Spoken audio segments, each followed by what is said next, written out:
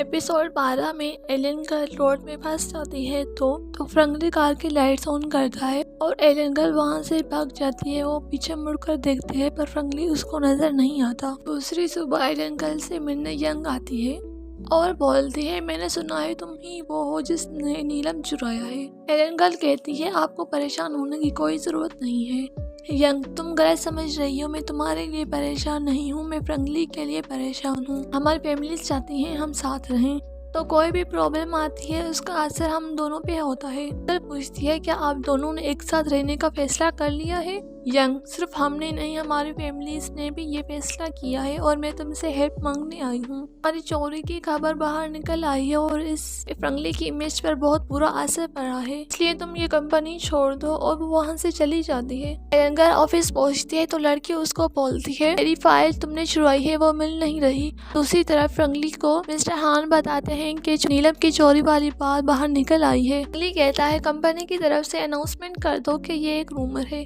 वो लड़की Elon girl को चोर बोलती है और तभी फ्रंगली आता है। फ्रंगली कहता है, कल रात हम दोनों साथ निकले थे कि मैं गारंटी लेता हूँ, और जहाँ तक नीलम की बात है उसको मैंने खो दिया। और फ्रंगली एलन गर्ल को अपने साथ चलने का बोलता है। कहता है, इस पोस्ट के बारे में तुमने मुझे पहले क्यों नहीं बताया? एलन गर्ल कहती है, ये मेरी अपनी प्रॉब्लम है, मैं दूसरों को क्यों बताऊं? मेरी हेल्प करोगे और खुद को नुकसान पहुंचाओगे। फ्रंगली कहता है, ये तुम क्या कह रही हो? और एलन गर्ल कहती है, मेरी हेल्प करने के लिए शुक्रिया, और फ्यूचर में हम कोई रिलेशन ना रखें तो अच्छा होगा। फ्रंगली कहता है, तुम मेरी गर्लफ्रेंड हो। और एलन गर्ल मना कर देती है और कहती है, तुमने ही तो बोला था तुम्हें अब मेरी जरूरत नहीं है। फ्रंगली कहता है, मैंने तुम्हें बोला मुझसे दूर रहो, इसका मतलब यही नहीं हमारे बीच में कुछ नहीं है। क्या तुम वाकई मुझसे दूर जाना चाहती हो? तो एलन गर्ल कहती है, जब मैं तुम्हारी बीमारी का इलाज करना चाहती थी तुमने कहा तुम्हें मेरी जरूरत नहीं है। जब मैं तुम्हारी सेक्रेटरी बनी तो तुमने मेरे काम को रुकवा दिया। ऐसा लगता है मैं मुसीबत करने के अलावा और कोई काम नहीं कर सकती।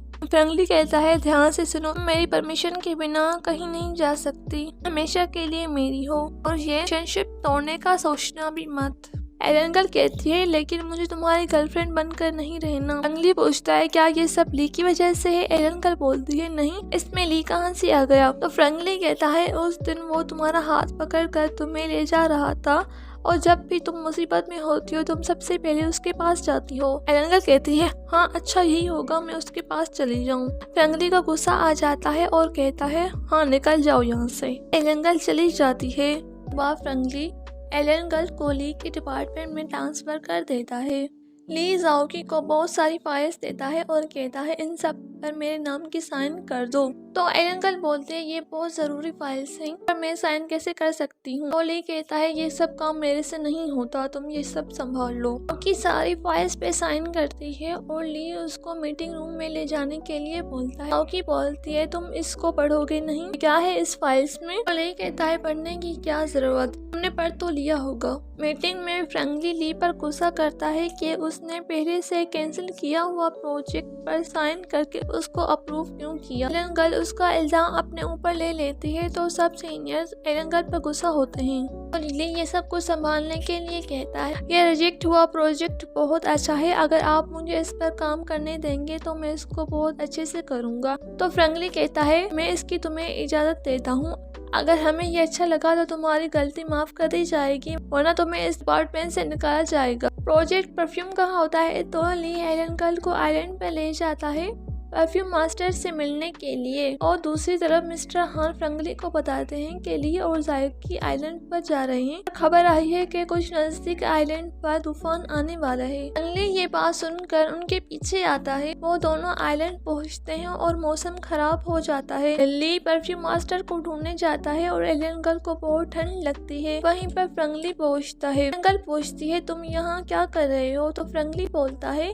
मुझे तुम्हारी फिक्र हो रही थी, मैं तुमसे अलग क्यों नहीं हो पाता, तुम हमेशा गलतियाँ क्यों करती हो, मुझे हमेशा तुम्हारी चिंता करनी पड़ती है। तभी एलन गर्ल फ्रंगली की बॉडी में लाइट देखती है। तो एलन गर्ल बोलती है, ये तो एलियन सेक्टर है ये अभी तक डिस्ट्रॉय नहीं हुआ। वो बहुत खुश होती है, अरे वाह फाइनली तुम मुझे मिल गए। वो तीनों परफ्यूम मास्टर के घर आते हैं। वो परफ्यूम मास्टर से मिलते हैं। वो उनको रेस्ट करने के लिए रूम देता है, उसको ब्रेकफास्ट के लिए ले जाता है। तो एलन गर्ल उसी जगह पर गाड़ी रुकवाती है। एलन गर्ल कहती है चलो कल वाले सीन को रिक्रिएट करते हैं।